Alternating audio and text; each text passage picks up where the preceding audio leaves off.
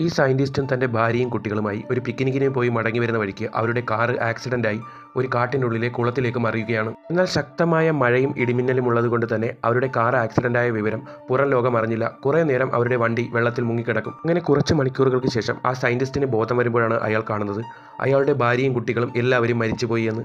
അയാൾക്കത് ഒട്ടും തന്നെ സഹിക്കാനും ഉൾക്കൊള്ളാനും കഴിഞ്ഞില്ല. സയന്റിസ്റ്റായ അവൻ ഉടനെ തന്നെ തന്റെ ഫ്രണ്ടിനെ അങ്ങോട്ടേക്ക് വിളിച്ച് താൻ പുതുതായി കണ്ടുപിടിച്ച ഒരു എക്യുപ്മെന്റ് അവനെ കൊണ്ട് അങ്ങോട്ടേക്ക് കൊണ്ടുവരും. എന്നിട്ട് ആ എക്യുപ്മെന്റ് എടുത്ത് തന്റെ വൈഫിന്റെ തലയിലേക്ക് വെച്ച് അവളുടെ കോൺഷ്യസ്നെസ് എല്ലാം അതിനുള്ളിൽ ഗ്രാസ്പ് ചെയ്തെടുക്കും. അവൻ വൈഫിന്റെ മാത്രമായിരുന്നില്ല, മരിച്ചുപോയ തന്റെ കുട്ടികളുടെ മെമ്മറിയും അവൻ സ്റ്റോർ ചെയ്തെടുക്കും. മരിച്ചുപോയ തന്റെ വൈഫിനും കുട്ടിക്കും പകരമായി അവരെ പോലെ തന്നെയുള്ള ക്ലോൺ ഉണ്ടാക്കാനുള്ള പരീക്ഷണത്തിലാണ് അവർ രണ്ടുപേരും. പരീക്ഷണം സക്സസ് ആകുമോ എന്നൊന്നും അവർക്കറിയില്ല.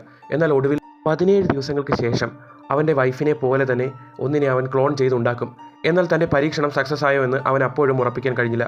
പക്ഷേ പുറത്തെടുക്കുമ്പോഴാണ് അവന് മനസ്സിലാകുന്നത് താൻ ഒടുവിൽ തൻ്റെ വൈഫിനെ വീണ്ടും റീക്രിയേറ്റ് ചെയ്തു എന്ന്. എന്നാൽ താൻ ക്രിയേറ്റ് ചെയ്ത വൈഫിനെ അവൻ മോർഫിൻ കൊടുത്ത് ഉറക്കി കടത്തിയിരിക്കുകയാണ്. വൈഫ് ഉണർന്നാൽ കുട്ടികളെപ്പറ്റി ചോദിക്കുമെന്ന് അവൻ അറിയാമായിരുന്നു. വൈഫ് എണീക്കുമ്പോഴേക്കും അവൻ കുട്ടികളെയും ഉണ്ടാക്കാനായി പരീക്ഷണം തുടങ്ങാൻ പോകുകയാണ്.